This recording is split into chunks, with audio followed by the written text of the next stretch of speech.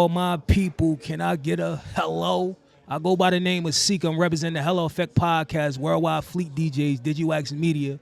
We live at the Penthouse for New Music Wednesdays. Well, I got the pleasure of sitting next to you right now. I go by the name of DJ Webstar. And it's Brittney Taylor, Killer Chicken every flavor. Oh, all right. Let them know. For anybody that probably don't know who y'all are, where y'all representing from? Well, I represent Harlem, of course.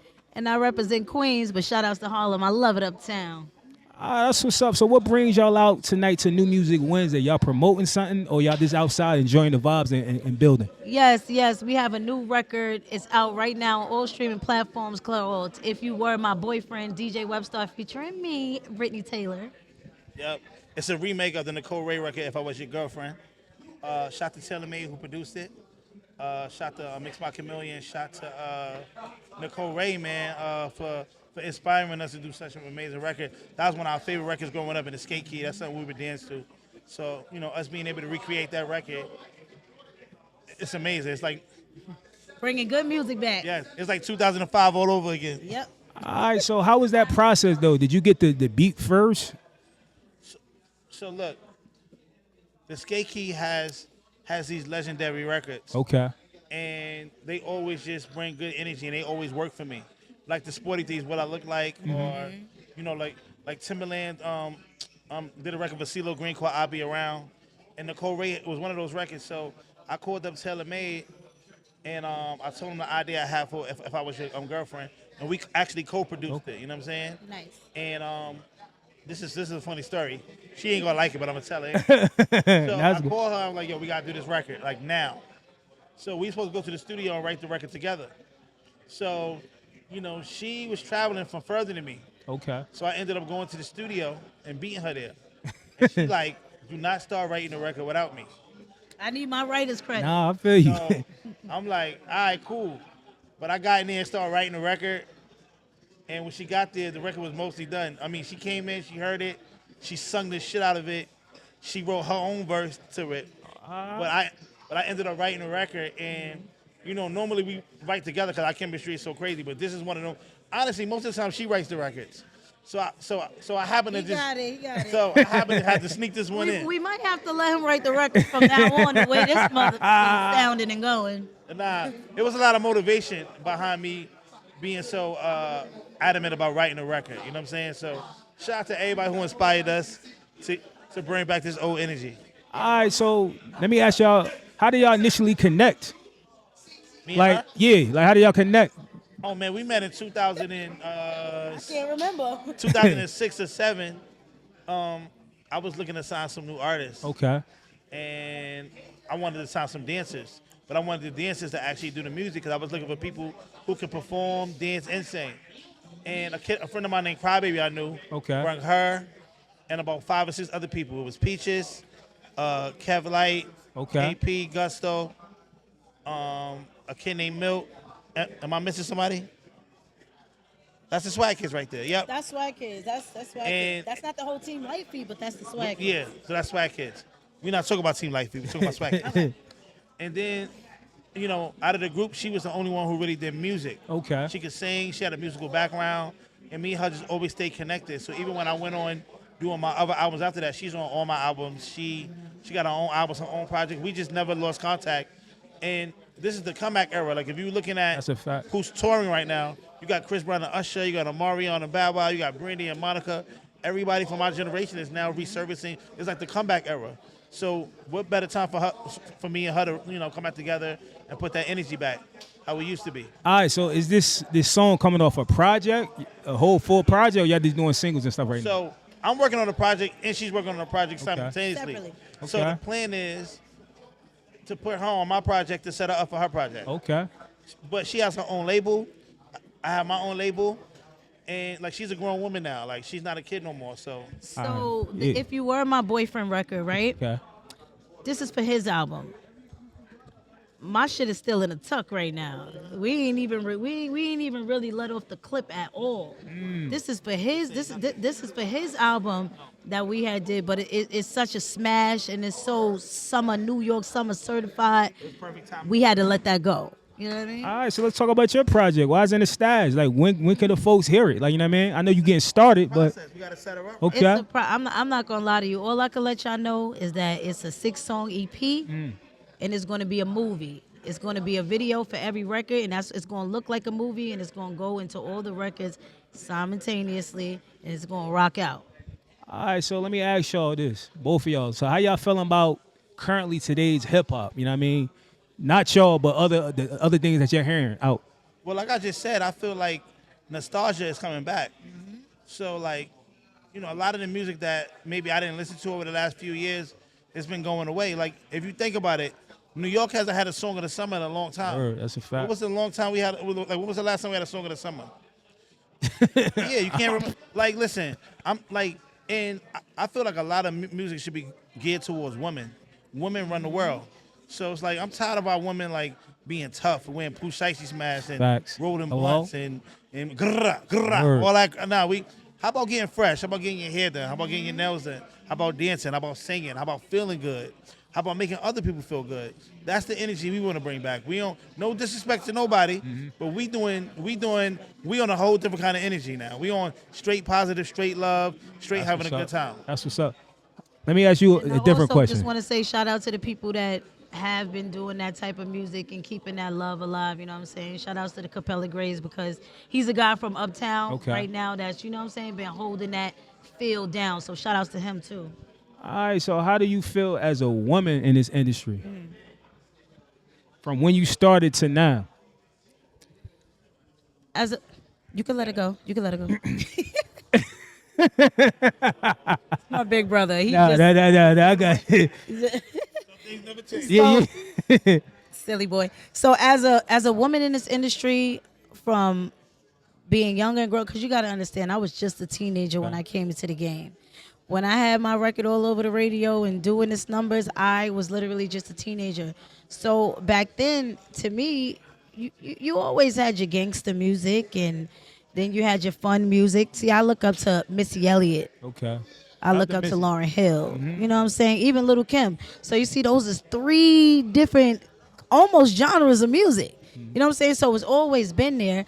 I just feel like these days, the thuggish rap, I feel like it's being oversaturated. And don't get me wrong, I bring that dog out when I rap. You know what I'm saying? Like I talk my shit too. You sound like you meant that. I did. I meant that. But the people that's actually rapping and they're killing grandmas and killing babies, and then it translates into real life, and then people are really dying. People are really in jail right now. That's a fact. When we was younger, I'm gonna keep it real with you. We didn't want to go to jail, and nobody that had a hit record was in jail. That's a fact. Nobody made a hit record and went to jail. That was unheard of. You know what I'm saying? So now you got these kids, they got hit records, they're all over the radio and they're all over the world and doing millions and millions of streams where they can be making that money for their family and their lifestyle, and they're in jail. You know what I'm saying? That's a big change, and that's the reason why we made the record that we made, and that's the base of most of the records that we have coming out. Fun, good time, good energy, good vibes. That's what we want to bring back, the essence. All right, so you think New York could bring that sound back, like fully? You know what I mean? To have that song Absolutely, of the summer? but I'm going to let him answer. Yeah, to have that song of the summer, like what's stopping? Hey, listen, man, you never know what New York gonna do, because New York is an unpredictable place, but we just know the energy we want to bring. You know what I'm saying? We can't worry about what everybody else is doing. We just worry about what we doing. So we trying to bring back that feeling, and if people want to feel that feeling, which I think they do, from the response we've been getting from the record, then I think it's a chance that other people's gonna follow suit and start creating more fun, feel good records. All right. So I know y'all actively on the internet. Like, how do y'all like avoid the bullshit? You know what I mean, and stick to the business part of it. You can't avoid it. You can't avoid the bullshit. So if somebody take a jab at you, you gotta respond back to it. That's what I mean by that. Because no, I mean, I feel the best way to handle it is to ignore them. Okay. Because most people do things just for clicks and for clout. So when somebody's talking crazy to you, they trying to push your buttons and trigger you and get a reaction out of it. As long as you don't cross certain lines, I feel like you should ignore them. You got to Jay-Z these niggas. Like, you got to act like you don't hear them. No, serious, man. Because as soon as you give them the energy, now they got motion. And they using your own energy against you. We too smart for that. We love everybody. We want to work with everybody. We want everybody to feel good. We don't not like nobody. Shots to everybody. Nah, that's a fact. All right, just name something that y'all currently love about hip-hop and name something that you miss about it. I love that it's getting back to nostalgia. Okay. I could see Omarion and Bow Wow on tour together. Then I can see Usher and Chris Brown. Then I can see Brandy and Monica. All my childhood music is like, it's happening. I love how hip-hop took over the podcast space. I love seeing my brother Joe Budden flourish and get a lot of money on these niggas and everybody's mad. And my other brother Nori. I love seeing that. I love seeing how hip-hop is evolving. We got Ice-T here. We got Tretch over there. You got LA Sunshine here. A lot of the people that started hip-hop, they didn't get a chance to reap the benefits from hip-hop.